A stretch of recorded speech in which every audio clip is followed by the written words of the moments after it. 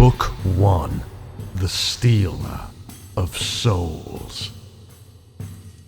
In a city called Bakshan, which was rich enough to make all the other cities of the northeast seem poor, in a tall-towered tavern one night, Elric, lord of the smoking ruins of Melnibone, smiled like a shark and dryly jested with 4 powerful merchant princes whom, in a day or so, he intended to pauperize. Moonglum the Outlander, Elric's companion, viewed the tall albino with admiration and concern. For Elric to laugh and joke was rare, but that he should share his good humor with men of the merchant stamp, that was unprecedented. Moonglum congratulated himself that he was Elric's friend, and wondered upon the outcome of the meeting. Elric had, as usual, elaborated little of his plan to Moonglum. Pilamo, overdressed, intense, and scrawny, was the main spokesman for the 4. We need your particular qualities as swordsman and sorcerer, Lord Elric, and will, of course, pay well for them. "And how shall you pay, gentlemen?" inquired Elric politely, still smiling. Pilamo's colleagues raised their eyebrows, and even their spokesman was slightly taken aback. He waved his hand through the smoky air of the tavern room, which was occupied only by the 6 men. "In gold and gems," answered Pilamo. "in chains," said Elric. "We free travelers have no need for chains of that sort." Moonglum bent forward out of the shadows where he sat, his expression showing that he strongly disapproved of Elric's statement. Pilamo and the other merchants were plainly astonished too. "Then how shall we pay you?" "I will decide that later," Elric smiled.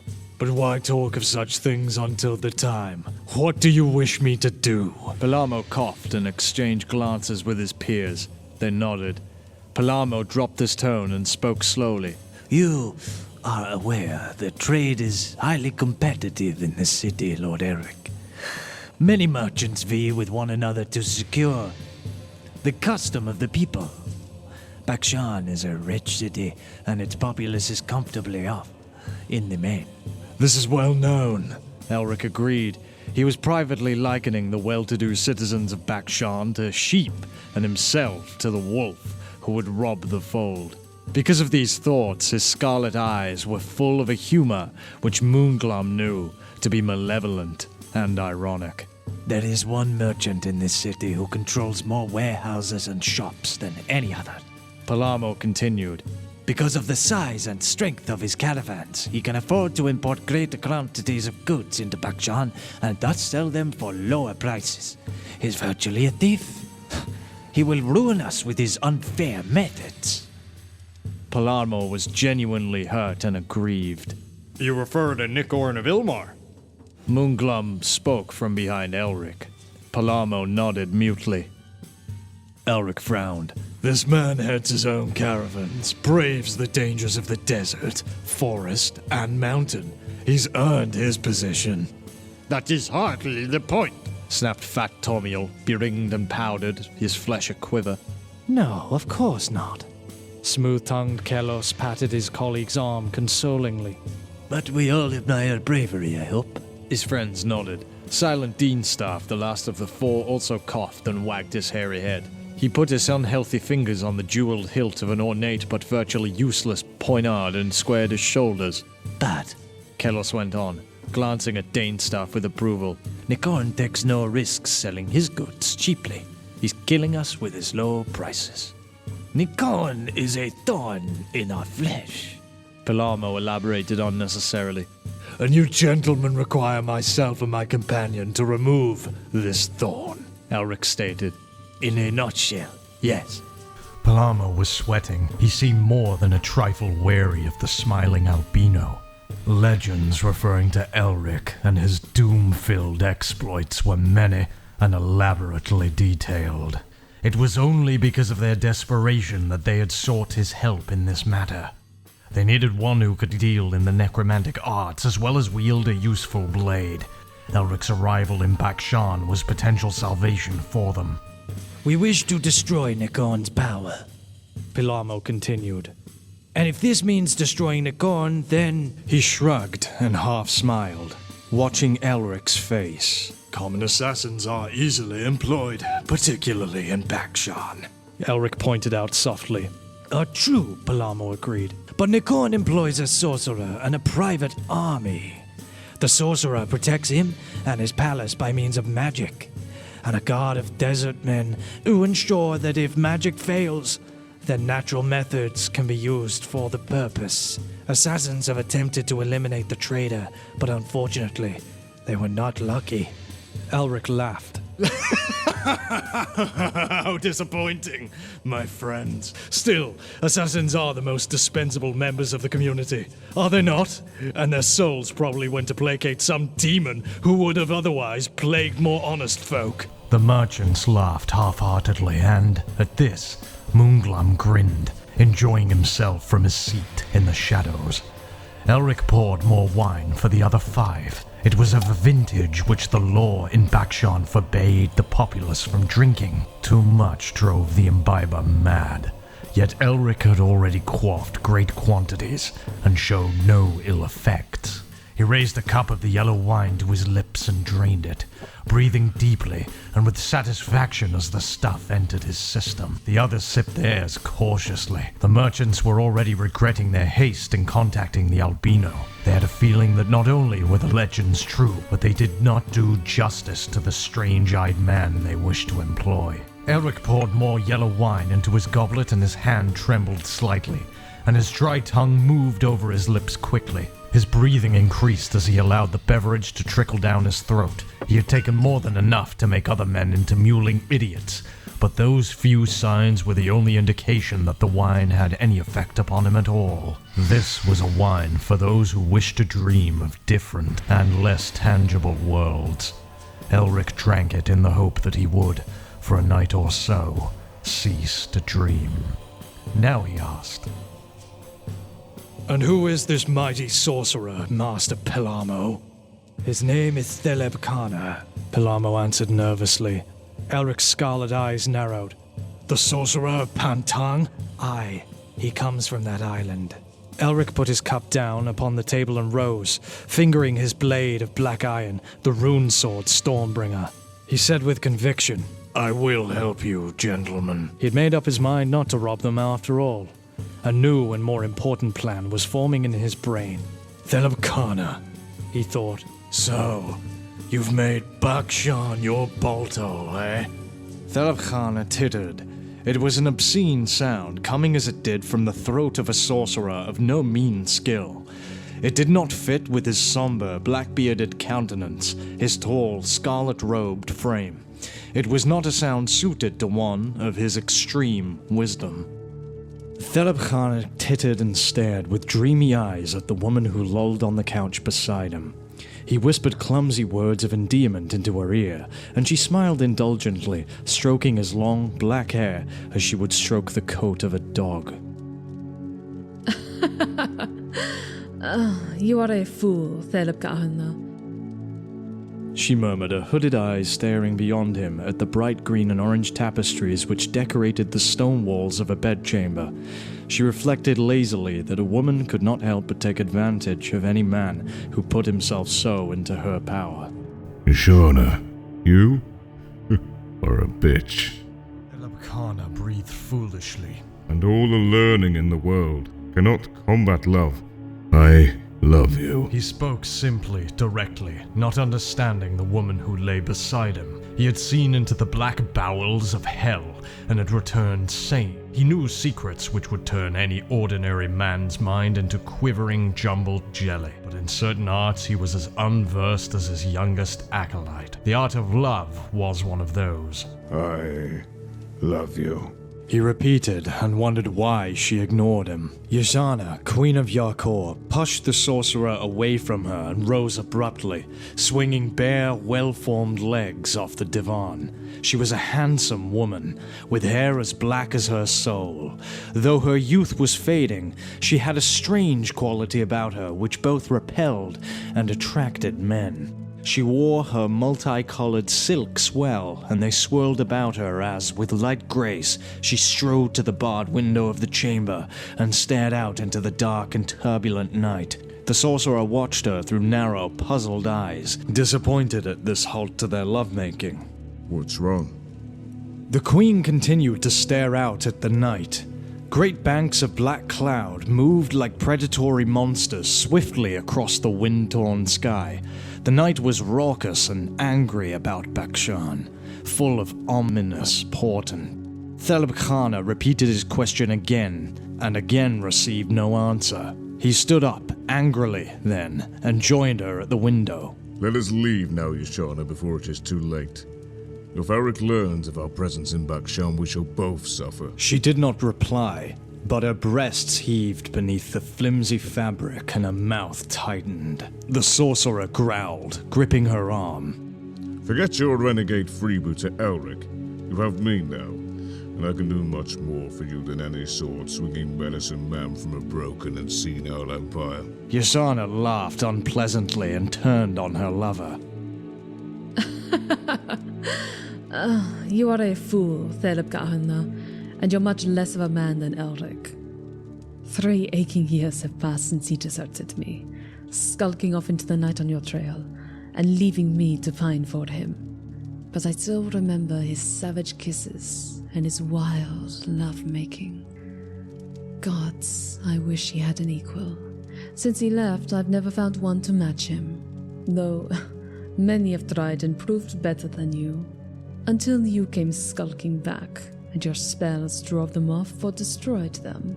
She sneered, mocking and taunting him. You've been too long among your parchments to be much good to me. The sorcerer's face muscles tautened beneath his tanned skin, and he scowled. And why'd you let me remain? With a potion, I could make you my slave, but you knew that. And you wouldn't, and are thus my slave, mighty wizard. When Elric threatened to displace you in my affections, you conjured that demon and Elric was forced to fight it.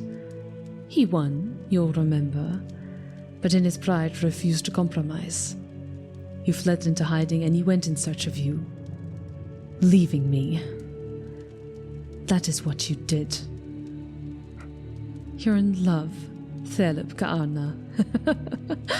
And your love won't let you use your arts against me. Only my other lovers. I put up with you because you are often useful. But if Elric were to return...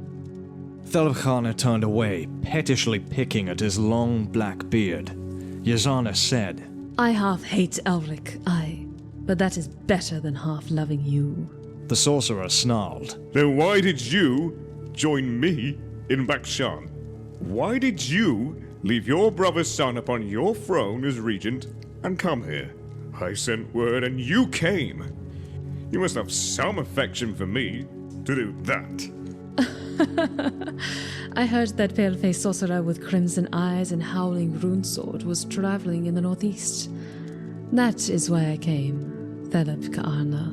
Theleb face twisted with anger as he bent forward and gripped the woman's shoulder in his taloned hand. You'll remember that this same pale-faced sorcerer was responsible for your own brother's death. You lay with a man who was a slayer of his kin and yours. He deserted the fleet, which he had led to pillage his own land, when the Dragon Masters retaliated. Dormant, your brother was aboard one of those ships and he now lies scorched and rotting on the ocean bed. Yajana laughed again. You always mention this and hope to shame me. Yes, I entertained one who was virtually my brother's murderer. But Elric had ghastlier crimes on his conscience. And I still loved him. In spite or because of them. Your words do not have the effect you require, Theleb Ka'arna. Now leave me. I wish to sleep alone. The sorcerer's nails were still biting into Yajana's cool flesh. He relaxed his grip. I am sorry. Let me stay. Yajana shook her head wearily. Go, she said softly, And, tortured by his own weakness, Theleb Khana, sorcerer of Pantang, left. Elric of Melniboné was in Bakshan, and Elric had sworn several oaths of vengeance upon Theleb Khana on several separate occasions, in Lormir, Nadzakor, and Tailoru, as well as Yakor. In his heart, the black-bearded sorcerer knew who would win any duel which might take place.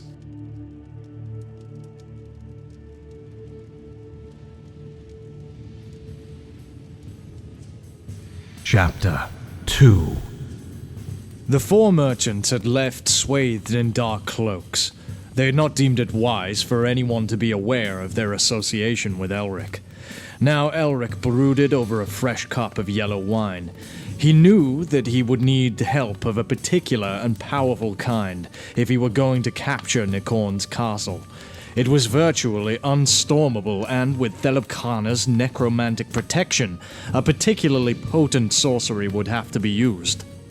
He knew that he was Theleb Khana's match and more when it came to wizardry, but if all his energy were expended on fighting the other magician, he would have none left to effect an entry past the crack guard of desert warriors employed by the merchant prince. He needed help. In the forests which lay to the south of Bakshan, he knew he would find men whose aid would be useful, but would they help him? He discussed the problem with Moonglum. I've heard that a band of my countrymen have recently come north from Vilmir, where they have pillaged several large towns, he informed the Eastlander. Since the great battle of Emir 4 years ago, the men of Melnibone have spread outwards from the Dragon Isle, becoming mercenaries and freebooters.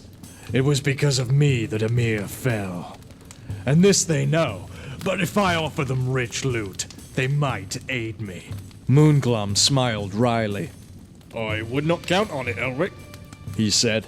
Such an act as yours can hardly be forgotten. And if you forgive my frankness, your countrymen are now unwilling wanderers, citizens of a raised city, the oldest and greatest the world has known. When Emir the Beautiful fell, there must have been many who wished great suffering upon you.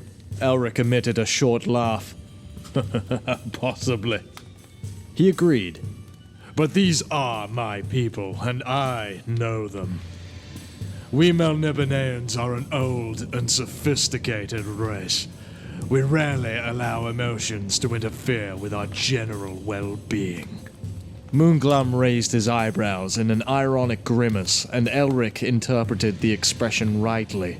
I was an exception for a short while, he said. But now, Cimmeril and my cousin lie in the ruins of Emir, and my own torment will avenge any ill I have done. I think my countrymen will realize this. Moonglum sighed. I hope you're right, Elric. Who leads this band? An old friend, Elric answered. He was Dragon Master and led the attack upon Reaver's ships after they looted Emir. His name is Dvimtvar, once Lord of the Dragon Caves. What of his beasts? Where are they? Asleep in the caves again. They can be roused only rarely. They need years to recuperate while their venom is redistilled and their energy revitalized.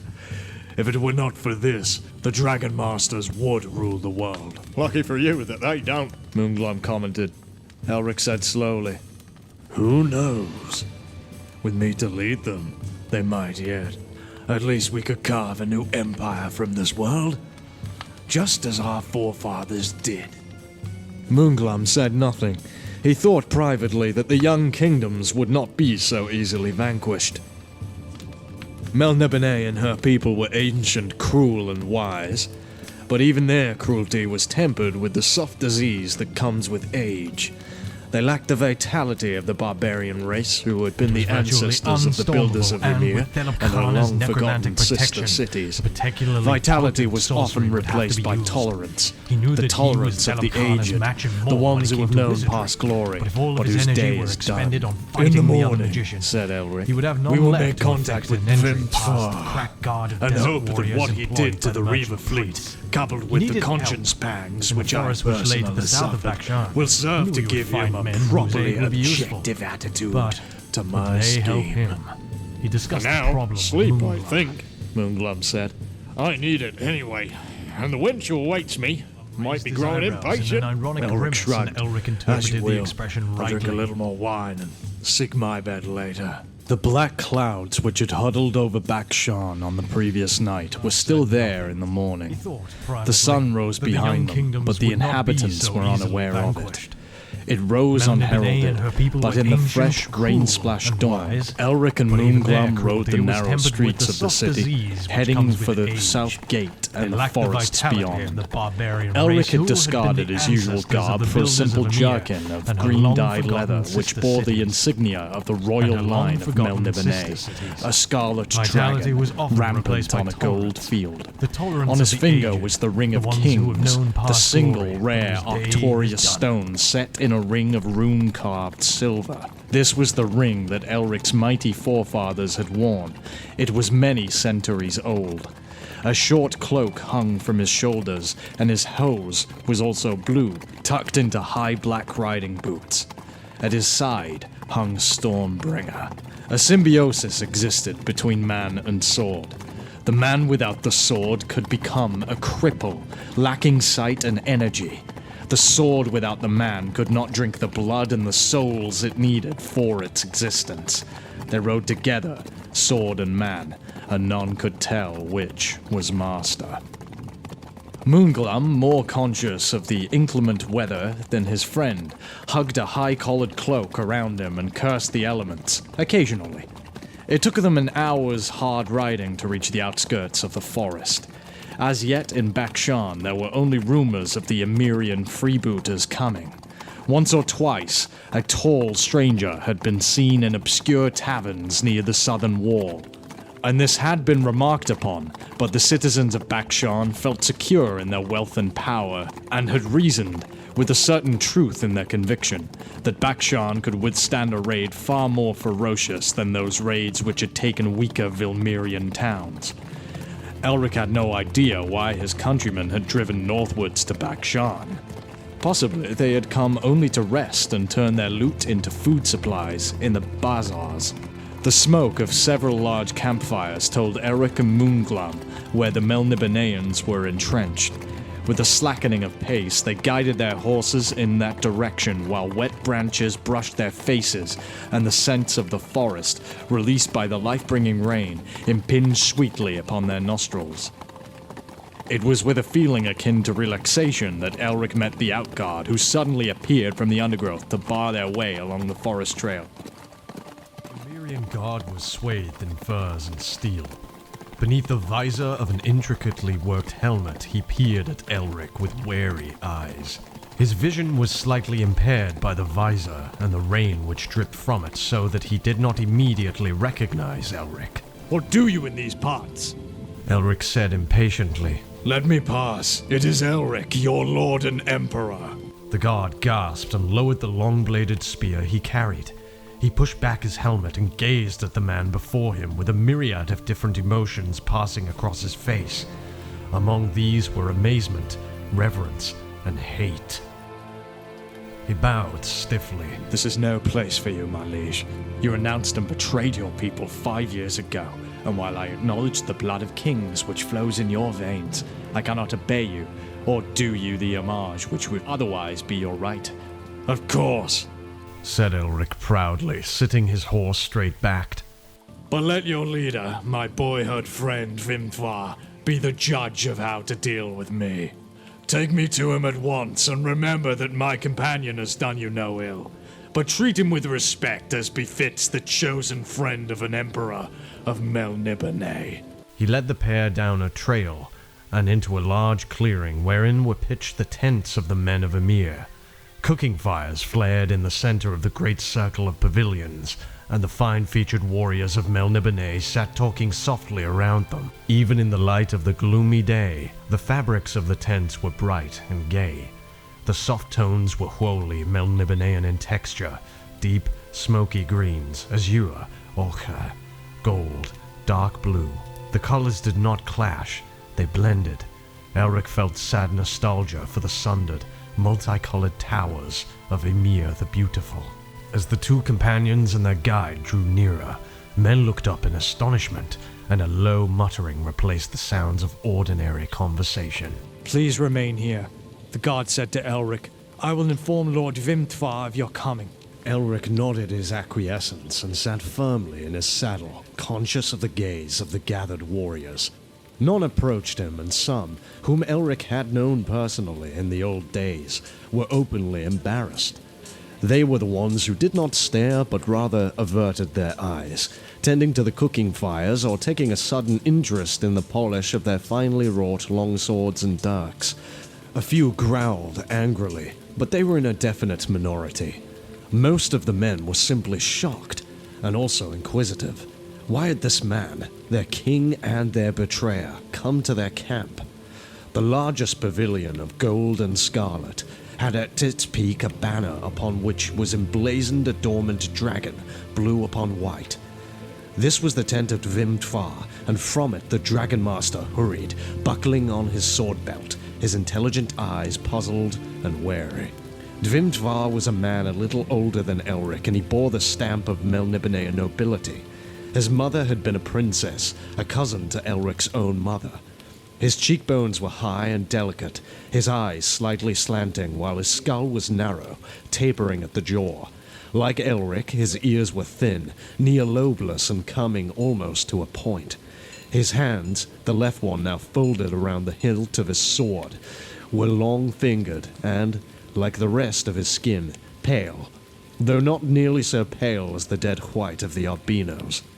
He strode towards the mounted Emperor of Melniboné, and now his emotions were controlled. When he was 5 feet away from Elric, Vimtvar bowed slowly, his head bent and his face hidden. When he looked up again, his eyes met those of Elric and remained fixed. Vimtvar, Lord of the Dragon Cage, greets Elric, Master of Melniboné, exponent of her secret arts. The Dragon Master spoke gravely, the age-old ritual greeting. Elric was not as confident as he seemed as he replied. Elric, Master of Melniboné, greets his loyal subject and demands that he give audience to Vimtvar. It was not fitting by ancient Melnibonéan standards that the king should request an audience with one of his subjects, and the Dragon Master understood this. He now said, I would be honored if my liege would allow me to accompany him to my pavilion. Elric dismounted and led the way towards Vimtvar's pavilion. Moonglum also dismounted and made to follow, but Elric waved them back. The two Emirian noblemen entered the tent. Inside, a small oil lamp augmented the gloomy daylight which filtered through the colorful fabric. The tent was simply furnished, possessing only a soldier's hard bed, a table, and several carved wooden stools. Vimtvar bowed and silently indicated one of these stools. Elric sat down. For several moments, the two men said nothing. Neither allowed emotion to register on their controlled features. They simply sat and stared at one another. Eventually, Elric said, You know me for a betrayer, a thief, a murderer of my own kin, and a slayer of my countrymen, Dragon Master. Vimtvar nodded. With my liege's permission, I will agree with him. We were never so formal in the old days when alone. Elric said, Let us forget ritual and tradition. Melniboné is broken, and her sons are wanderers. We meet as we used to, as equals. Only now, this is wholly true. We are equals. The ruby throne crashed in the ashes of Emir, and now no emperor may sit in state. This is true, Elric. But why have you come here? We were content to forget you. Even while thoughts of vengeance were fresh, we made no move to seek you out. Have you come to mock?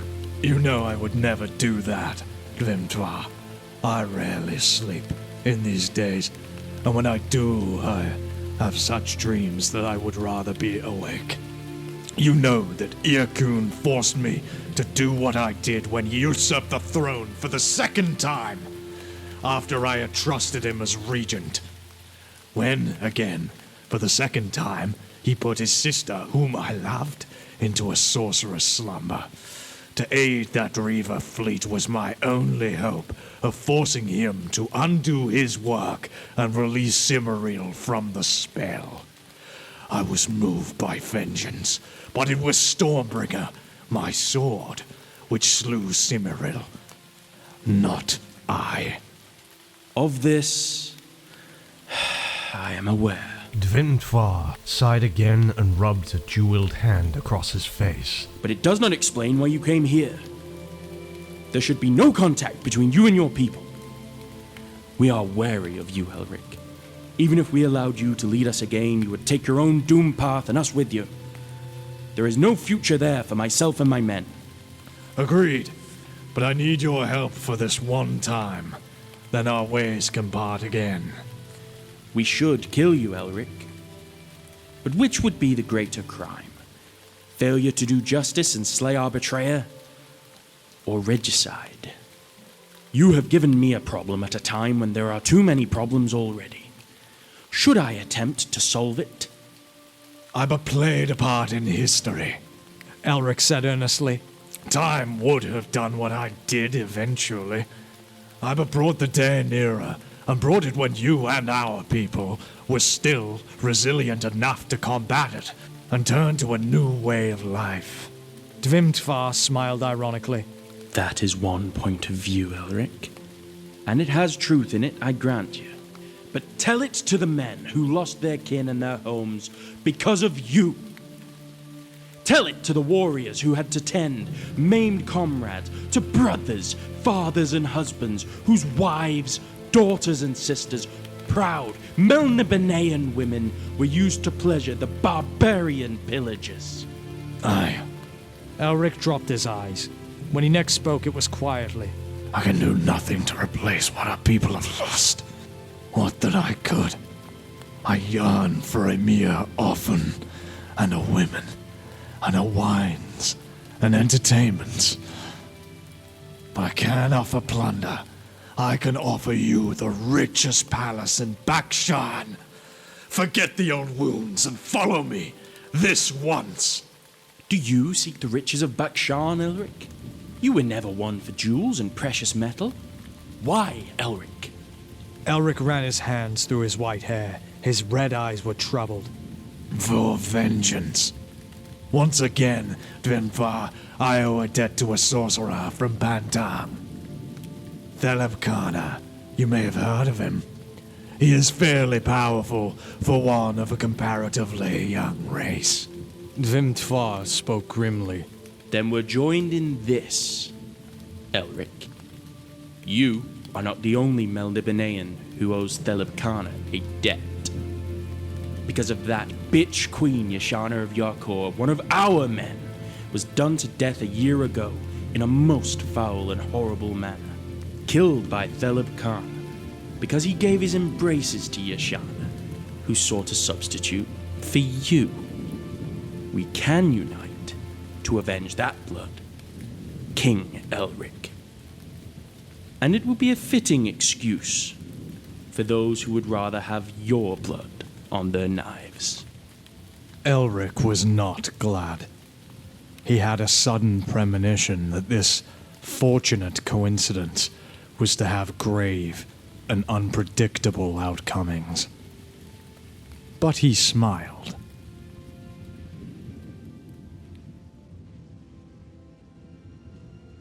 Chapter 3. In a smoking pit, somewhere beyond the limitations of space and time, a creature stirred. All around it, shadows moved. They were the shadows of the souls of men, and these shadows which moved through the bright darkness were the masters of the creature. It allowed them to master it, so long as they paid its price. In the speech of men, this creature had a name. It was called Quailnan, and would answer to this name if called. Now it stirred. It heard its name carrying over the barriers which normally blocked its way to the earth. The calling of the name affected a temporary pathway through those intangible barriers. It stirred again as its name was called for the second time. It was unaware of why it was called or to what it was called. It was only muzzily conscious of one fact: when the pathway was open to it, it could feed. It did not eat flesh, and it did not drink blood. It fed on the minds and the souls of adult men and women. Occasionally, as an appetizer, it enjoyed the morsels, the sweetmeats as it were, of the innocent life force which it sucked from children. It ignored animals, since there was not enough awareness in an animal to savor. The creature was, for all its alien stupidity, a gourmet and a connoisseur. Now its name was called for the third time. It stirred again and flowed forward. The time was approaching when it could, once again, feed. Thelebkhana shuddered. He was, basically, he felt, a man of peace. It was not his fault that his avaricious love for Yashana had turned him mad. It was not his fault that, because of her, he now controlled several powerful and malevolent demons who, in return for the slaves and enemies he fed them, protected the palace of Nikorn the merchant. He felt very strongly that none of it was his fault. It was circumstance which had damned him. He wished, sadly, that he had never met Yashana, never returned to her after that unfortunate episode outside the walls of Tanalorn. He shuddered again as he stood within the pentacle and summoned Quailnan. His embryonic talent for precognition had shown him a little of the near future, and he knew that Elric was preparing to do battle with him. Thelebkhana was taking the opportunity of summoning all the aid he could control. Quailnan must be sent to destroy Elric, if it could, before the albino reached the castle. Thelebkhana congratulated himself that he still retained the lock of white hair, which had enabled him in the past to send another, now deceased, demon against Elric. Quailnan knew that it was reaching its master. It propelled itself sluggishly forward and felt a stinging pain as it entered the alien continuum.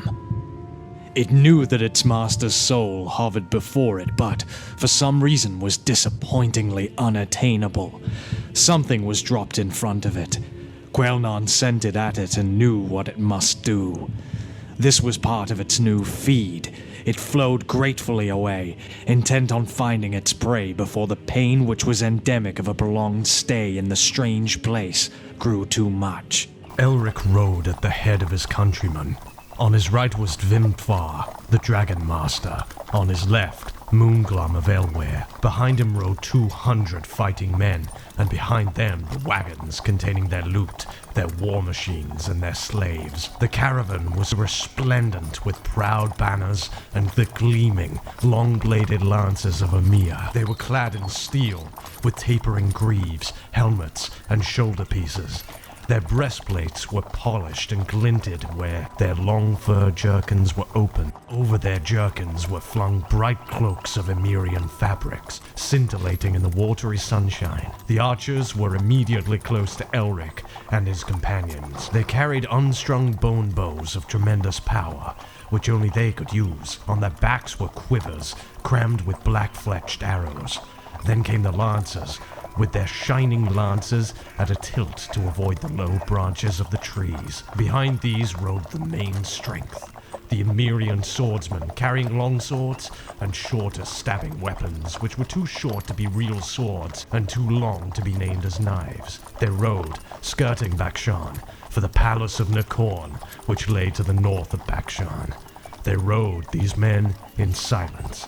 They could think of nothing to say, while Elric, their liege, led them to battle for the first time in 5 years. Stormbringer, the black hellblade, tingled under Elric's hand, anticipating a new sword quenching. Moonglam fidgeted in his saddle, nervous of the forthcoming fight, which he knew would involve dark sorcery. Moonglum had no liking for the sorcerous arts or for the creatures they spawn. To his mind, men should fight their own battles without help.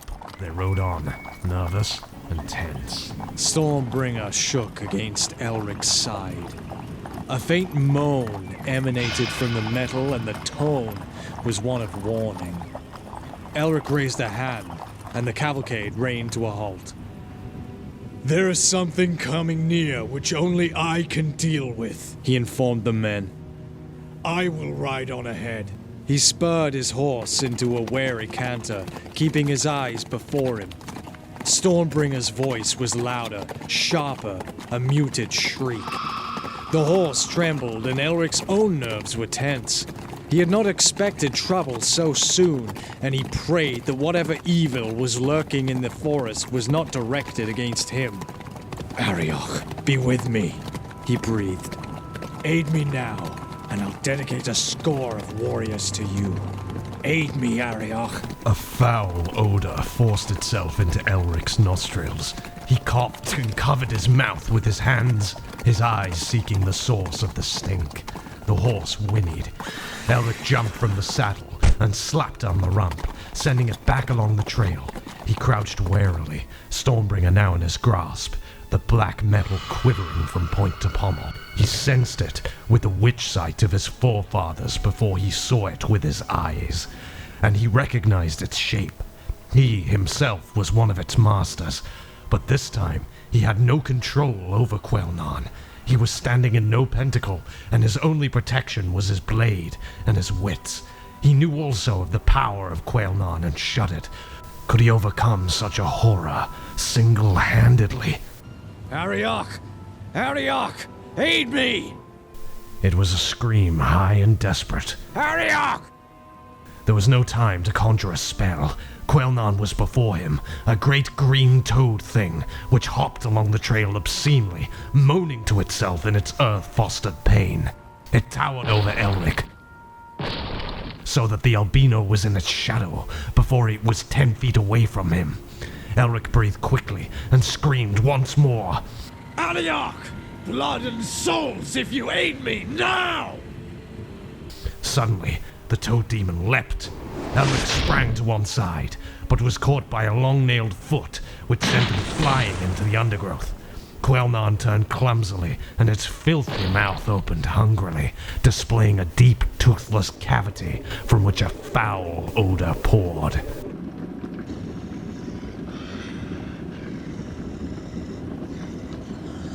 Arioch! In its evil and alien insensitivity, the toad thing did not even recognize the name of so powerful a demon god. It could not be frightened. It had to be fought. As it approached Elric for the second time, the clouds belched rain from their bowels, and a downpour lashed the forest. Half blinded by the rain smashing against his face, Elric backed behind a tree, his rune sword ready. In ordinary terms, Quelnan was blind. It could not see Elric or the forest. It could not feel the rain. It could only see and smell men's souls, its feed.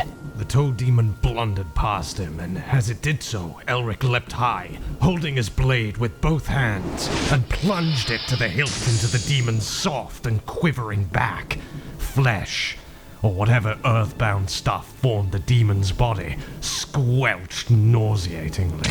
Elric pulled at Stormbringer's hilt as the sorcerer's sword seared into the hellbeast's back, cutting down where the spine should be, but where no spine was. Quelnan piped its pain. Its voice was thin and reedy, even in such extreme agony. It retaliated. Elric felt his mind go numb, and then his head was filled with a pain which was not natural in any sense. He could not even shriek. His eyes widened in horror as he realized what was happening to him. His soul was being drawn from his body. He knew it. He felt no physical weakness. He was only aware of looking out into. But even that awareness was fading. Everything was fading. Even the pain. Even the dreadful hell-spawn pain. Arioch! He croaked. Savagely, he summoned strength from somewhere. Not from himself, not even from Stormbringer. From somewhere.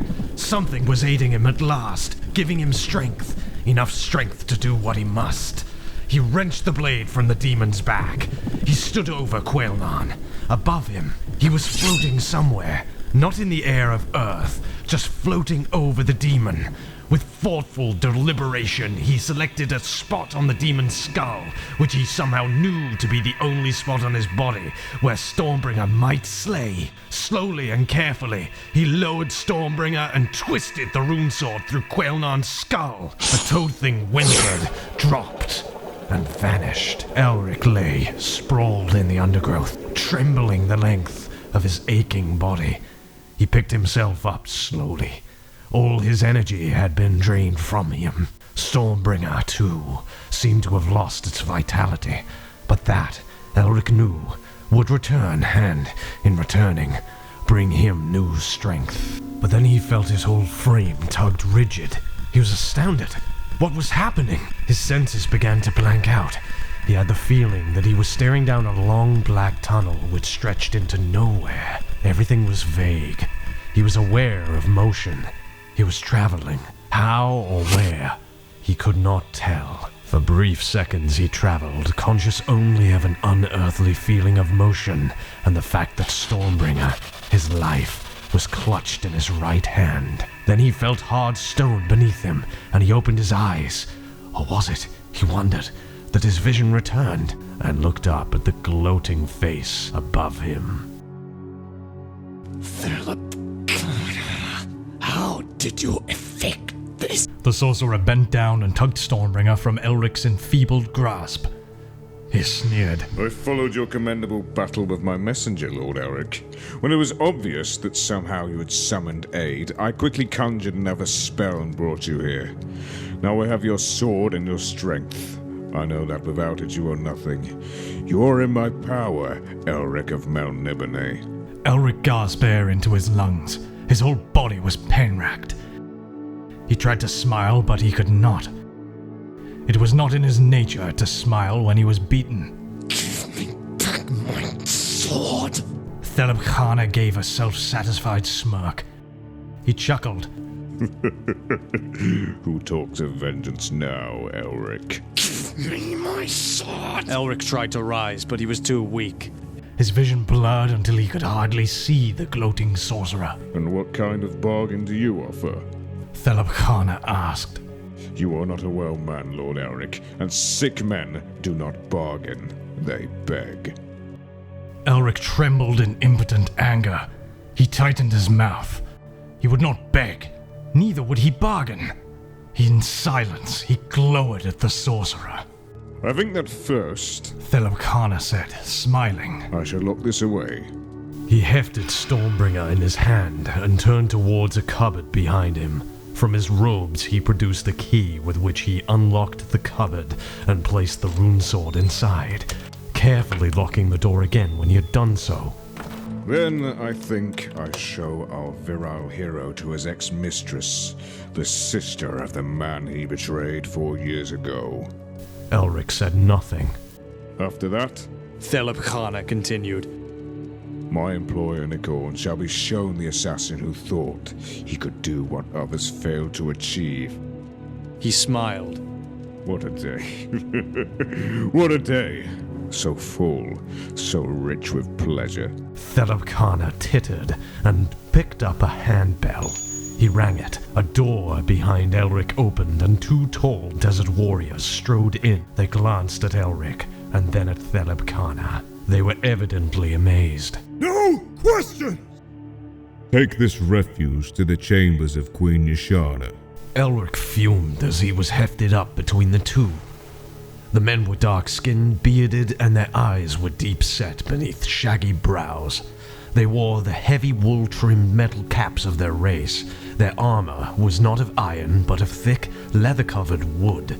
Down a long corridor they lugged Elric's weakened body, and one of them rapped sharply on a door.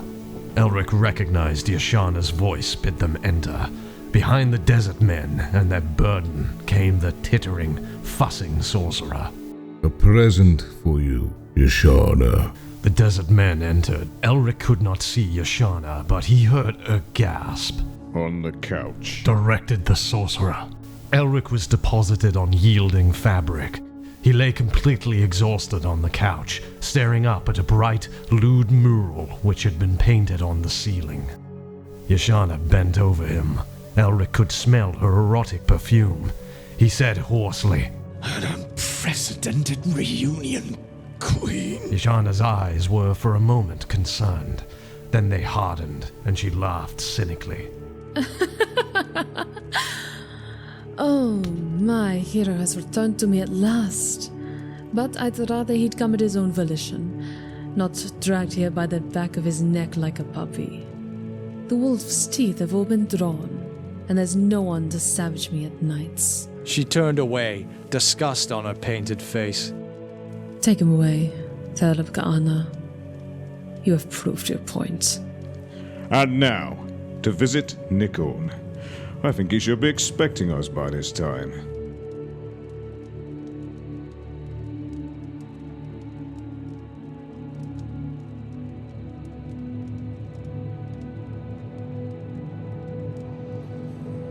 Chapter 4.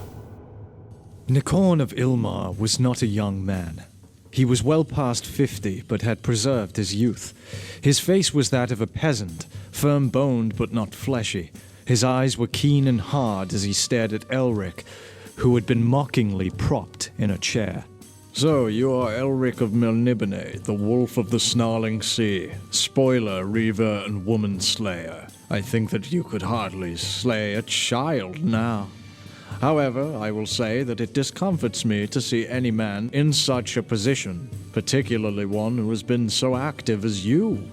Is it true what the spellmaker says? Were you sent here by my enemies to assassinate me?" Elric was concerned for his men. What would they do? Wait or go on? If they stormed the palace now, they were doomed, and so was he. "Is it true?" Nikon was insistent. "No," whispered Elric. "my quarrel was with Thelpkana. I have an old score to settle with him." "I'm not interested in old scores, my friend," Nikon said, not unkindly. "I'm interested in preserving my life. Who sent you here?" "Thelpkana speaks falsely if he told you I was sent," Elric lied. "I was interested only in paying my debt." "It is not only the sorcerer who told me, I'm afraid," Nikon said. "I have many spies in the city, and 2 of them independently informed me of a plot by local merchants to employ you to kill me." Elric smiled faintly. "Very well," he agreed. "It was true, but I had no intention of doing what they asked." Nikon said, "I might believe you, Elric of Melniboné, but now I do not know what to do with you. I would not turn anyone over to Thelpkana's mercies. May I have your word that you will not make an attempt on my life again?" "Are we bargaining, Master Nikon?" "We are." "And what do I give my word in return for, sir?" "Your life and freedom, Lord Elric." "And my sword?" Nikon shrugged regretfully. "I'm sorry, not your sword." "Then take my life," said Elric brokenly. "Come now, my bargain's good. Have your life and freedom and give your word that you will not plague me again." Elric breathed deeply. "Very well." Nikon moved away. Thelpkana, who had been standing in the shadows, put a hand on the merchant's arm. "You're going to release him?" "Aye," Nikon said. "He's no threat to either of us now." Elric was aware of a certain feeling of friendship in Nikon's attitude towards him. He, too, felt something of the same. Here was a man both courageous and clever, but Elric fought madness. Without Stormbringer, what could he do to fight back? The 200 Emirian warriors lay hidden in the undergrowth as dusk gave way to night. They watched and wondered. What had happened to Elric? Was he now in the castle as Dvimthar thought? The Dragon Master knew something of the art of divining, as did all members of the royal line of Melniboné. From what small spells he had conjured, it seemed that Elric now lay within the castle walls. but without Elric to battle Theleb-Khana's power, how could they take it? Nikorn's palace was also a fortress, bleak and unlovely. It was surrounded by a deep moat of dark, stagnant water. It stood high above the surrounding forest, built into rather than on to the rock. Much of it had been carved out of the living stone. It was sprawling and rambling and covered a large area, surrounded by natural buttresses. The rock was porous in places, and slimy water ran down the walls of the lower parts, spreading through dark moss. It was not a pleasant place, judging from the outside, but it was almost certainly impregnable. 200 men could not take it without the aid of magic. Some of the Melnibonean warriors were becoming impatient. There were a few who muttered that Elric had, once again, betrayed them. Dvimtvar and Moonglum did not believe this. They had seen the signs of conflict and heard them in the forest. They waited, hoping for a signal from the castle itself. They watched the castle's great main gate, and their patience at last proved of value. The huge wood and metal gate swung inwards on chains, and a white-faced man in the tattered regalia of Melnibone appeared between two desert warriors. They were supporting him, it seemed. They pushed him forward. He staggered a few yards along the causeway of slimy stone which bridged the moat. Then he fell. He began to crawl wearily, painfully forward. Moonglum growled. What have they done to him? I must help him! But Dvimtvar held him back. No, it would not do to betray our presence here. Let him reach the forest first. Then we can help him. Even those who had cursed Elric now felt pity for the albino as, staggering and crawling alternately, he dragged his body slowly towards them. From the battlements of the fortress, a tittering laugh was borne down to the ears of those below.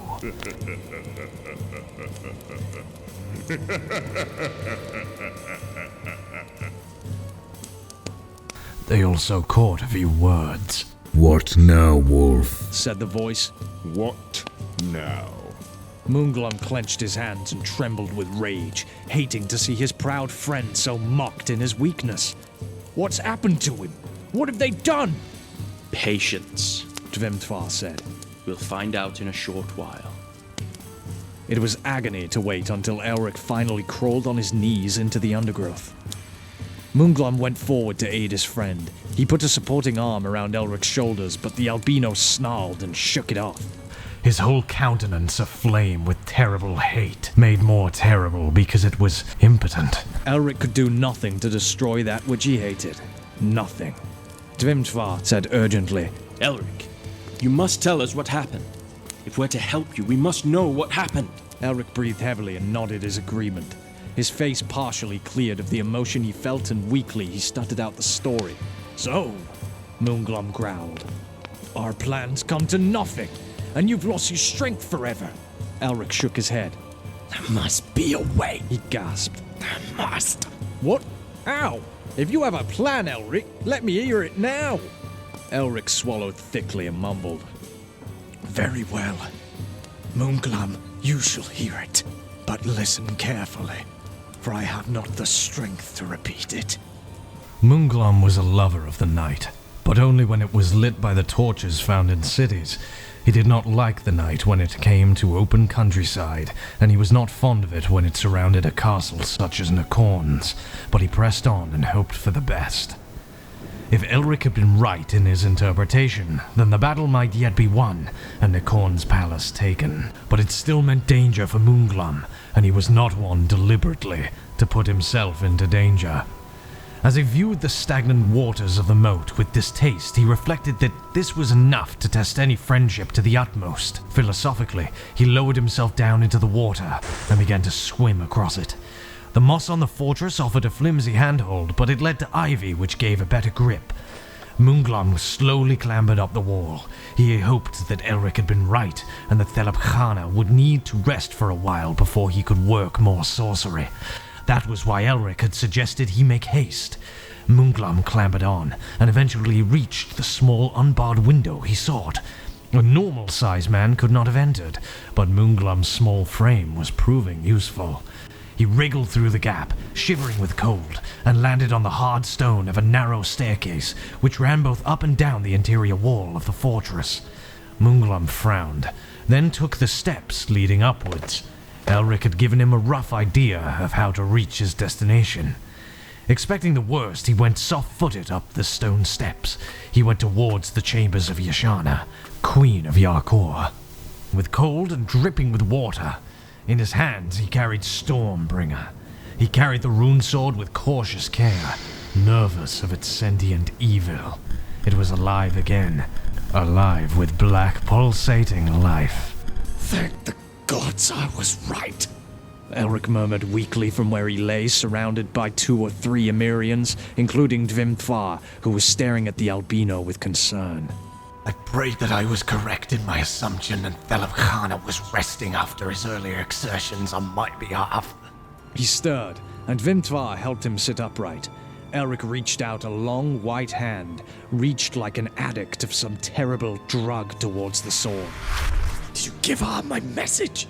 He asked as he gratefully seized the pommel. Moonglum said shakily. And she agreed. You were also right in your other interpretation, Elric. It did not take her long to inveigle the key out of a weary Thelabkhana. The sorcerer was tremendously tired, and Nikorin was becoming nervous, wondering if an attack of any kind would take place while Thelabkhana was incapable of action. She went herself to the cupboard and got me the blade. Women can sometimes be useful, said Dvimthvar dryly.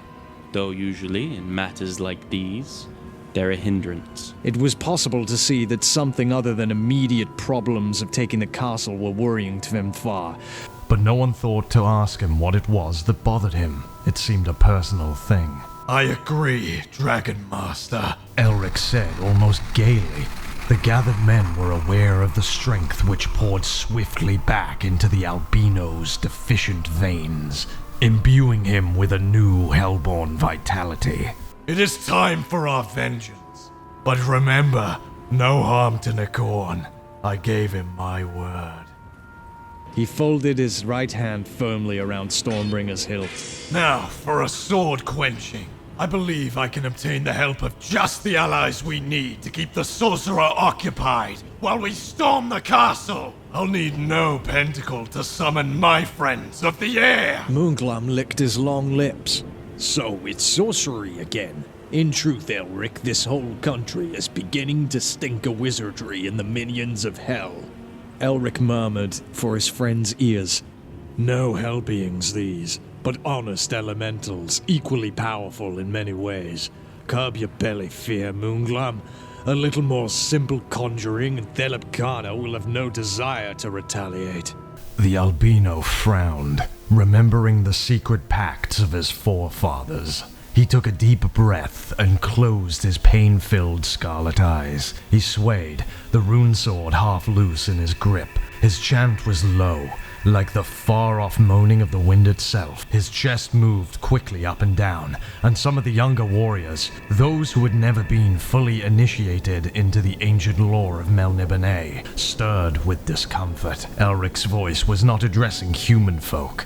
His words were for the invisible, the intangible, the supernatural. An old and ancient rhyme began the casting of the word runes. Hear the doomed one's dark decision. Let the wind giant's wail be heard. Growl and Misha's mighty moaning. Send my enemy like a bird. By the sultry scarlet stones.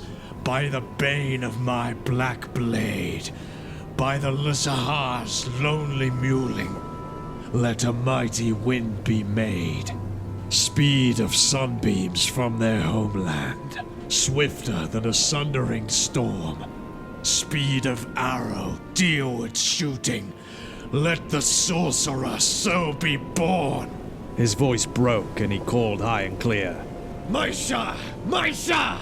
In the name of my fathers, I summon thee, Lord of the Winds! Almost at once, the trees of the forest suddenly bent as if some great hand had brushed them aside. A terrible, soughing voice swam from nowhere, and all but Elric, deep in his trance, shivered. Elric of Melniboné. The voice roared like a distant storm. We knew your fathers, I know thee. The debt we owe the line of Elric is forgotten by mortals, but Growl and Maisha, kings of the wind, remember. How may the Lazahar aid thee? The voice seemed almost friendly, but proud and aloof and awe-inspiring. Elric, completely in a state of trance now, jerked his whole body in convulsions. His voice shrieked piercingly from his throat, and the words were alien, unhuman, violently disturbing to the ears and nerves of the human listeners. Elric spoke briefly, and then the invisible wind giant's great voice roared and sighed. I will do as you desire. And then the trees bent once more, and the forest was still and muted. Somewhere in the gathered ranks, a man sneezed sharply, and this was a sign for others to start talking, speculating. For many moments, Elric remained in his trance, and then, quite suddenly, he opened his enigmatic eyes and looked gravely around him, puzzled for a second. Then he clasped Stormbringer more firmly and leaned forward, speaking to the men of Emir. Soon, Thelabkhana will be in our power, my friends. And so also will we possess the loot of Nakorn's palace! But Vimtvar shuddered then. I'm not so given skilled in the esoteric arts as you, Elric, he said quietly. But in my soul, I see 3 wolves leading a pack to slaughter, and one of those wolves must die. My doom is near me, I think. Elric said uncomfortably. Worry not, Dragon Master. You'll live to mock the ravens and spend the spoils of Bakshan. But his voice was not convincing. Chapter 5. In his bed of silken ermine, Thelabkhana stirred and awoke. He had a brooding inkling of coming trouble, and he remembered that earlier in his tiredness he had given more to Yashana than had been wise. He could not remember what it was, and now he had a presentiment of danger, the closeness of which overshadowed thoughts of any past indiscretion. He arose hurriedly and pulled his robe over his head, shrugging into it as he walked towards a strangely silvered mirror, which was set on one wall of his chamber and reflected no image. With bleary eyes and trembling hands, he began preparations. From one of the many earthenware jars resting on a bench near the window, he poured a substance which seemed like dried blood, mottled with the hardened blue venom of the black serpent, whose homeland was in Far Doral, which lay on the edge of the world. Over this, he muttered a swift incantation, scooped the stuff into a crucible, and hurled it at the mirror, one arm shielding his eyes. A crack sounded, hard and sharp to his ears, and bright green light erupted suddenly and was gone. The mirror flickered deep within itself. The silvering seemed to undulate and flicker and flash, and then a picture began to form. Thelabkhana knew that the sight he witnessed had taken place in the recent past. It showed him Elric's summoning of the wind giants. Thelabkhana's dark features grinned with a terrible fear. His hands jerked as spasms shook him. Half gibbering, he rushed back to his bench and, leaning his hands upon it, stared out of the window into the deep night. He knew what to expect. A great and dreadful storm was blowing, and he was the object of the Lazahar's attack. He had to retaliate, else his own soul would be wrenched from him by the giants of the wind and flung into the air spirits to be balm for eternity on the winds of the world. Then his voice would moan like a banshee around the cold peaks of high ice-cloth mountains, forever lost and lonely. His soul would be damned to travel with the 4 winds wherever their caprice might bear it, knowing no rest. Thelabkhana had a respect born of fear for the powers of the Aeromancer, the rare wizard who could control the wind elementals, and aeromancy was only one of the arts which Elric and his ancestors possessed. Then Thelabkhana realized what he was battling. 10,000 years and hundreds of generations of sorcerers who had gleaned knowledge from the earth and beyond it and passed it down to the albino, whom he, Thelebkana, had sought to destroy. Then Thelebkana fully regretted his actions. Then it was too late. The sorcerer had no control over the powerful wind giants as Elric had. His only hope was to combat one element with another. The fire spirits must be summoned, and quickly. All of Thelebkana's pyromantic powers would be required to hold off the ravening supernatural winds, which were soon to shake the air and the earth. Even hell would shake to the sound and the thunder of the wind giant's wrath. Quickly, Thelebkana marshaled his thoughts, and with trembling hands began to make strange passes in the air and promise unhealthy pacts with whichever of the powerful fire elementals would help him this once. He promised himself to eternal death for the sake of a few more years of life. With the gathering of the wind giants came the thunder and the rain. The lightning flashed sporadically, but not lethally. It never touched the earth. Elric, Moonglam, and the men of Emir were aware of disturbing movements in the atmosphere, but only Elric with his witch sight could see a little of what was happening. The Lesser giants were invisible to other eyes. The war engines which the Emirians were even now constructing from pre-fashioned parts were puny things compared to the wind giants' might. But victory depended upon these engines, since the Lasahar's fight would be with the supernatural and not the natural.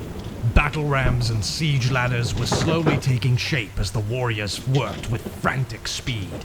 The hour of the storming came closer as the wind rose and the thunder rattled. The moon was blanked out by huge billowings of black cloud, and the men worked by light of torches. Surprise was no great asset in an attack of the kind planned.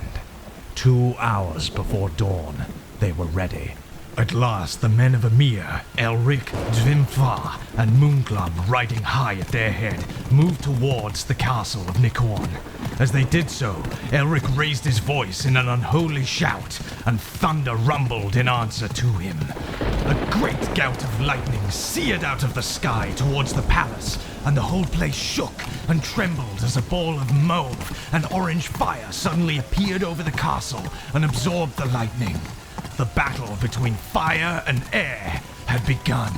The surrounding countryside was alive with a weird and malignant shrieking and moaning, deafening to the ears of the marching men. They sensed conflict all around them, and only a little was visible. Over most of the castle, an unearthly glow hung, waxing and waning, defending a gibbering wretch of a sorcerer who knew that he was doomed if once the Lords of the Flame gave way to the roaring wind giants. Elric smiled without humor as he observed the war. On the supernatural plane, he now had little to fear, but there was still the castle, and he had no extra supernatural aid to help him take that. Swordplay and skill in battle was the only hope against the ferocious desert warriors who now crowded the battlements, preparing to destroy the 200 men who came against them. Up rose the dragon standards, their cloth of gold fabric flashing in the eerie glow.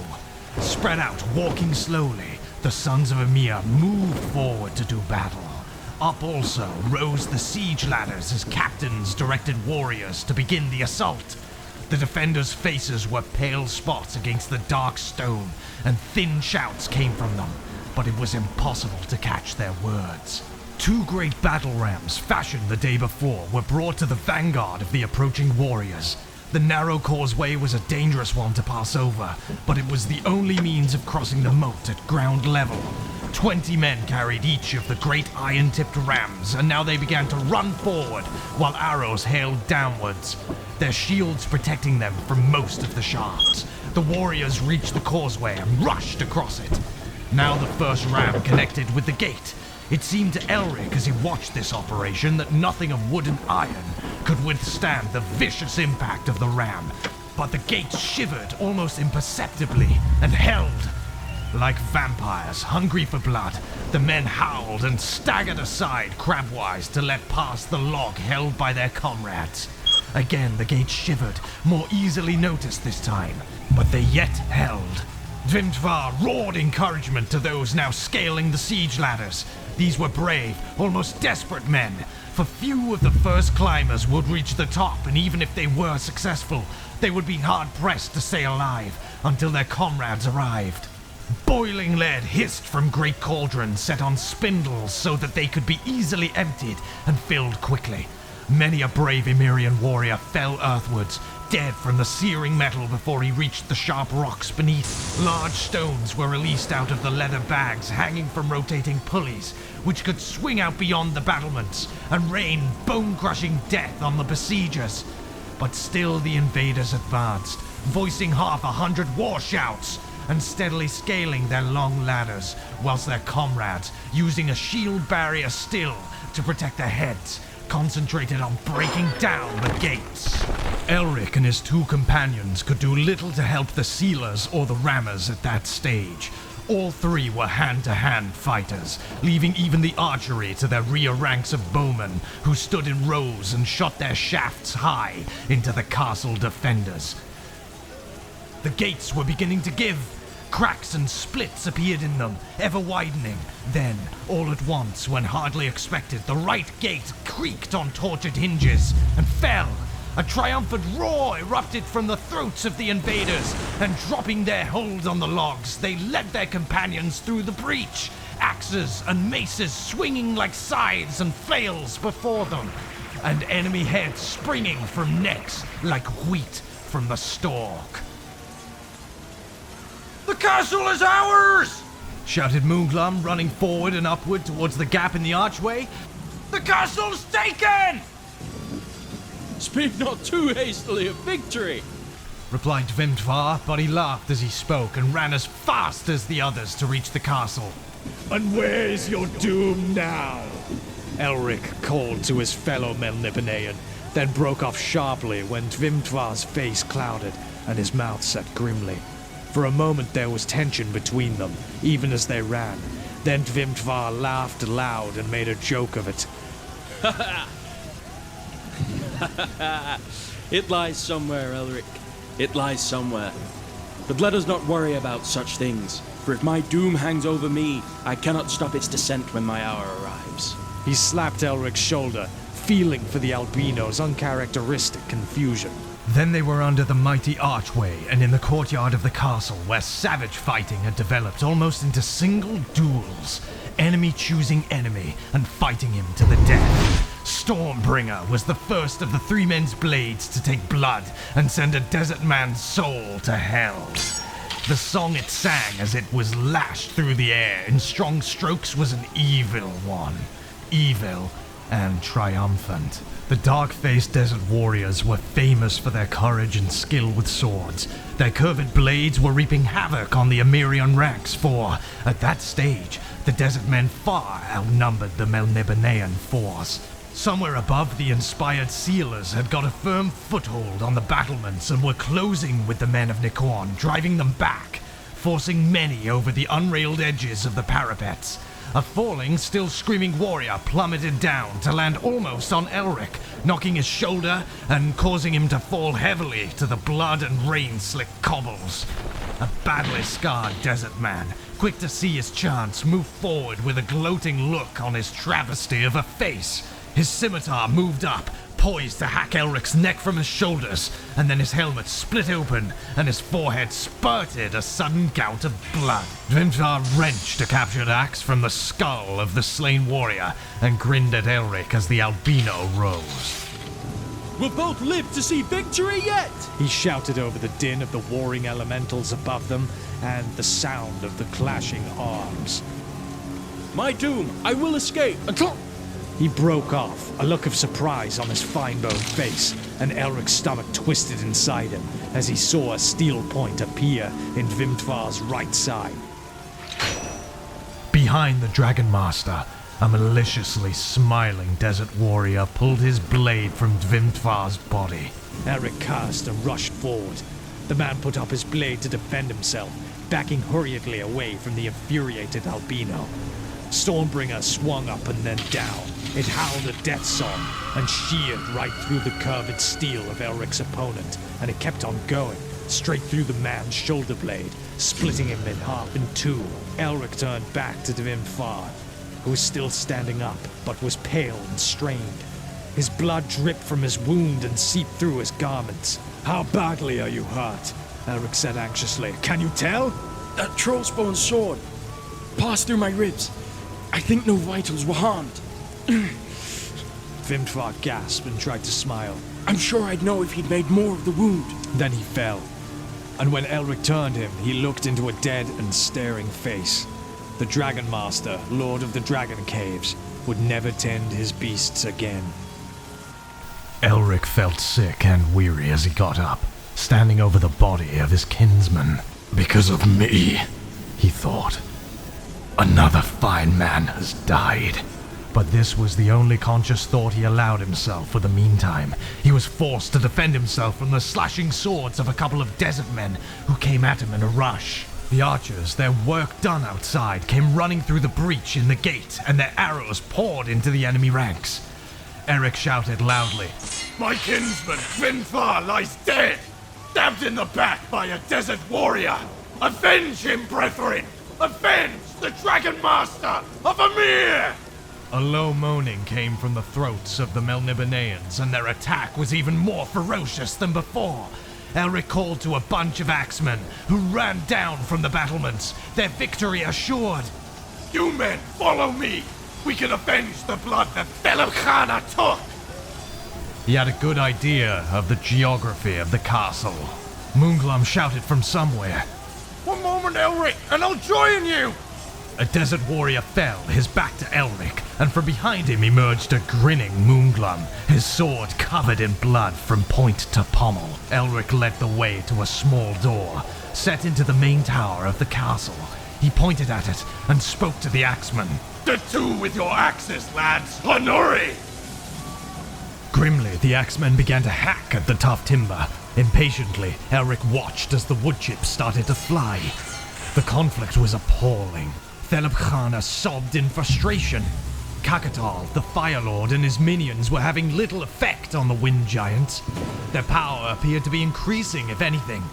The sorcerer gnawed his knuckles and quaked in his chamber, while below him the human warriors fought, bled, and died. Thelebkhana made himself concentrate on one thing only: total destruction of the Lashahar forces.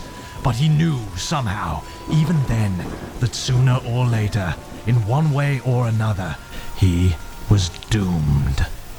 The axes drove deeper and deeper into the stout timber. At last, it gave. "We're through, my lord!" One of the axemen indicated the gaping hole they'd made. Elric reached his arm through the gap and prized up the bar which secured the door. The bar moved upwards and then fell with a clatter to the stone flagging. Elric put his shoulder to the door and pushed. Above them now, two huge, almost human figures had appeared in the sky, outlined against the night. One was golden and glowing like the sun, and seemed to wield a great sword of fire. The other was dark blue and silver, writhing, smoke-like, with a flickering spear of restless orange in his hand. Maisha and Kakatal clashed. The outcome of their mighty struggle might well decide Thelebkhana's fate. "Quickly, upwards!" They ran up the stairs which led to Thelebkhana's chamber. Suddenly the men were forced to stop as they came to a door of jet black, studded with crimson iron. It had no keyhole, no bolts, no bars, but was quite secure. Elric directed the axemen to begin hewing at it. All six struck the door in unison. In unison they screamed and vanished. Not even a wisp of smoke remained to mark where they had disappeared. Moonglum staggered backwards, eyes wide in fear. He was backing away from Elric, who remained firmly by the door, Stormbringer throbbing in his hand. "Get out, Elric! This is a sorcery of terrible power! Let your friends of the air finish the wizard!" Elric shouted half hysterically. Magic is best fought by magic. He hurled his whole body behind the blow, which he struck at the back door. Stormbringer whined into it, shrieked as if in victory, and howled like a soul-hungry demon. There was a blinding flash, a roaring in Elric's ears, a sense of weightlessness, and then the door had crashed inwards. Moonglam witnessed this. He had remained against his will. Stormbringer has rarely failed me, Moonglam, cried Elric as he leapt through the aperture. Come! We've reached Thelebkana's den! He broke off, staring at the gibbering thing on the floor. It had been a man. It had been Thelebkana. Now it was hunched and twisted, sitting in the middle of a broken pentacle and tittering to itself. Suddenly, intelligence came into its eyes. Too late for vengeance, Lord Elric. It said. I have won, you see. I have claimed your vengeance as my own. Grim-faced and speechless, Elric stepped forward, lifted Stormbringer, and brought the moaning runesword down into the sorcerer's skull. He left it there for several moments. Drink your fill, Hellblade, he murmured. We have earned it. You and I. Overhead, there was a sudden silence.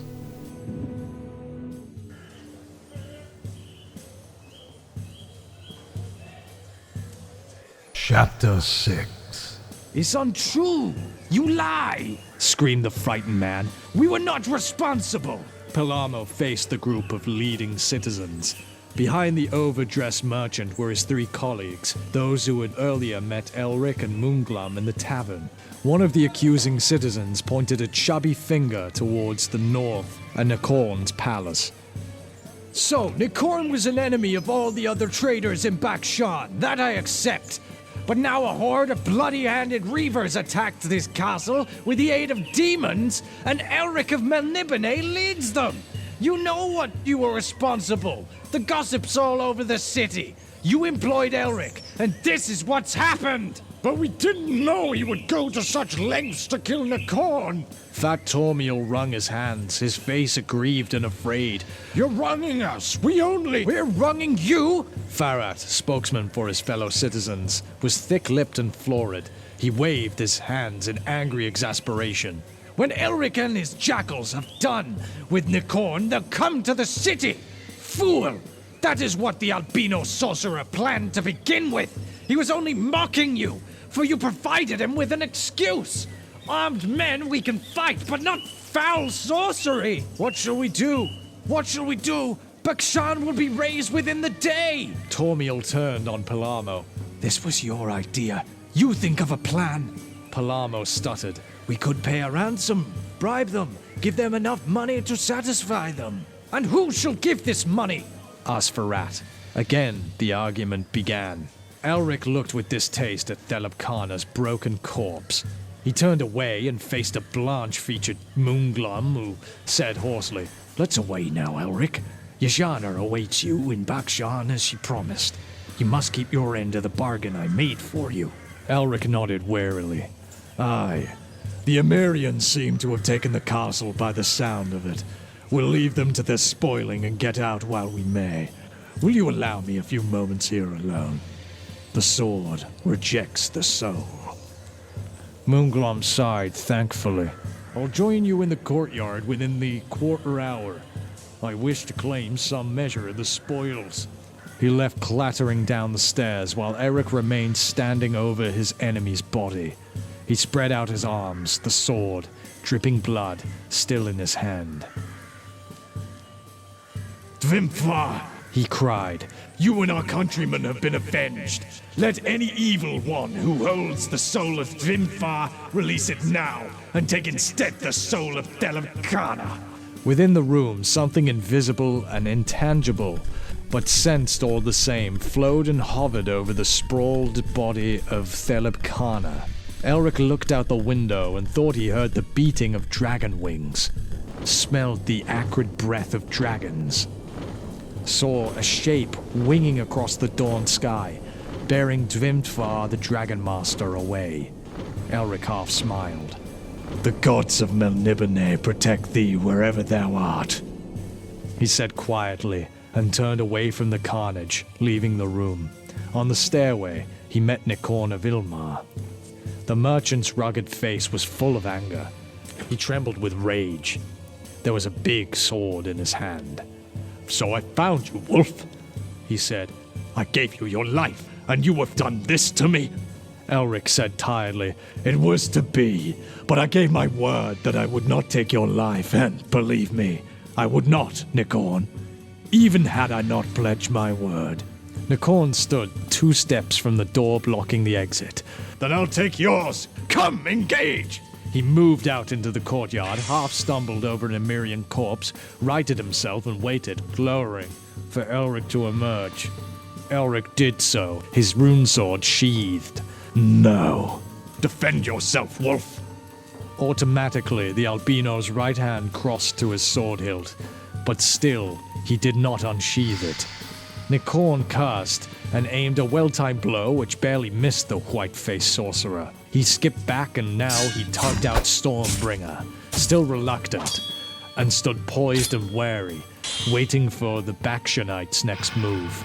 Elric intended to simply disarm Nikorn. He did not want to kill or maim this brave man who had spared him when he had been entirely at the other's mercy. Nikorn swung another powerful stroke at Elric and the albino parried. Stormbringer was moaning softly, shuddering and pulsating. Metal clanged, and then the fight was on in full earnest as Nikorn's rage turned to calm, possessed fury. Elric was forced to defend himself with all his skill and power.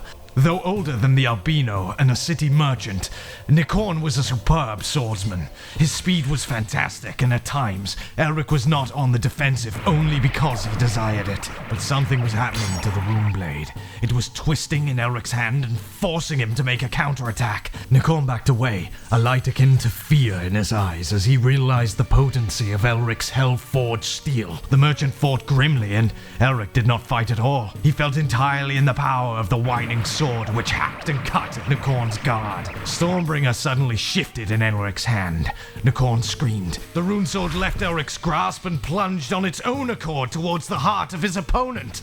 No! Elric tried to catch hold of this blade, but could not. Stormbringer plunged into Nikorn's great heart and wailed in demoniac triumph. No! Elric got hold of the hilt and tried to pull it from Nikorn. The merchant shrieked in hell-brought agony. He should have been dead.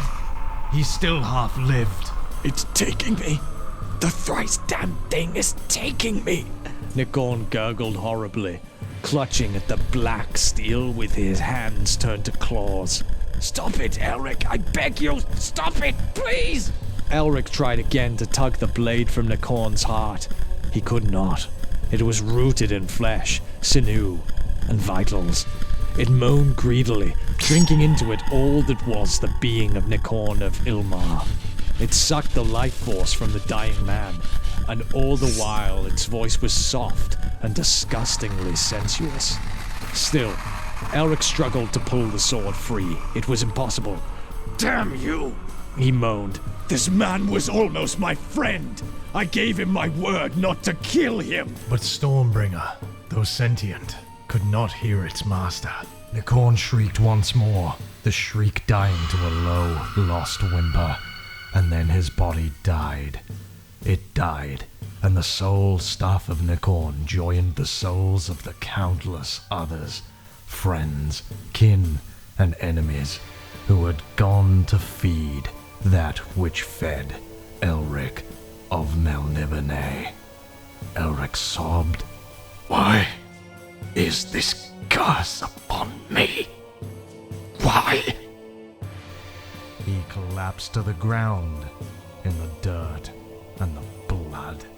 Minutes later, Moonglum came upon his friend lying face downward. He grasped Elric by his shoulder and turned him. He shuddered when he saw the albino's agony-racked face. What happened? Elric raised himself on one elbow and pointed to where Nikorn's body lay a few feet away. Another Moonglum? Oh, curse this blade! Moonglum said uncomfortably. He would have killed you, no doubt. Do not think about it. Many a word's been broken through no fault of you gave it. Come, my friend. Yashana awaits us in the Tavern of the Purple Dove. Elric struggled upright and began to walk slowly toward the battered gates of the palace where horses awaited them. As they rode for Bakshan, not knowing what was troubling the people of that city, Elric tapped Stormbringer, which hung once more at his side. His eyes were hard and moody, turned inwards on his own feelings. Be wary of this devil blade, Moonglum. It kills the foe, but savors the blood of friends and kinfolk most. Moonglum shook his head quickly, as if to clear it, and looked away. He said nothing.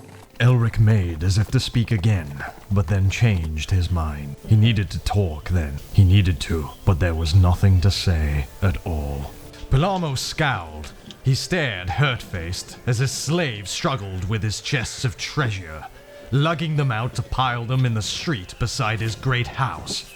In other parts of the city, Palamo's 3 colleagues were also in various stages of heartbreak. Their treasure, too, was being dealt with in a like manner. The burghers of Bakshan had decided who was to pay any possible ransom. And then a ragged citizen was shambling down the street, pointing behind him and shouting, The albino and his companion at the north gate!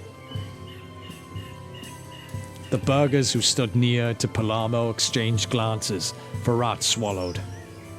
He said, Elric comes to bargain. Quick, open the treasure chests and tell the city guard to admit him. One of the citizens scurried off. Within a few minutes, while Farrat and the rest worked frantically to expose Palamo's treasure to the gaze of the approaching albino, Elric was galloping up the street, Moonglum beside him. Both men were expressionless. They knew enough not to show their puzzlement. What's this? Elric said, casting a look at Palamo. Farrat cringed. Treasure? He whined. Yours, Lord Elric, for you and your men. There's much more. There is no need to use sorcery, no need for your men to attack us. The treasure here is fabulous. Its value is enormous. Will you take it and leave the city in peace? Moonglum almost smiled, but he controlled his features. Elric said coolly, It will do. I accept it. Make sure this and the rest is delivered to my men at Nikorn's castle, or we'll be roasting you and your friends over open fires by the morrow. Farrat coughed suddenly, trembling. As you say, Lord Elric, it shall be delivered. The 2 men wheeled their horses in the direction of the Tavern of the Purple Dove. When they were out of earshot, Moonglum said, What I gathered back there, it's Master Palermo and his friends who are paying that unasked for toll. Elric was incapable of any real humor, but he half chuckled. I'd planned to rob them from the start, and now their own fellows have done it for us. On our way back, we shall take our pick of the spoils. He rode on and reached the tavern. Yashana was waiting there, nervously, dressed for traveling. When she saw Elric's face, she sighed with satisfaction and smiled silkily. Philip Ka'ana is dead, She said. Now we can resume our interrupted relationship, Elric. The albino nodded. That was part of the bargain. You kept yours when you helped Moonglum to get my sword back for me. He showed no emotion. She embraced him, but he drew back. Later, he murmured. But that is one promise I shall not break, Yashana. He helped the puzzled woman mount her waiting horse. They rode back toward Palamo's house. And what of Nikorn? Is he safe? I liked that man. He died. Elric's voice was strained. How? She asked. Because, like all merchants, Elric answered, he bargained too hard. There was an unnatural silence among the 3 as they made their horses speed faster towards the gates of Bakshan, and Elric did not stop when the others did, to take their pick of Palamo's riches. He rode on, unseeing, and the others had to spur their steeds in order to catch up with him, 2 miles beyond the city. Over Bakshan, no breeze stirred in the gardens of the rich. No winds came to blow cool on the sweating faces of the poor. Only the sun blazed in the heavens, round and red, and a shadow, shaped like a dragon, moved across it once, and then was gone.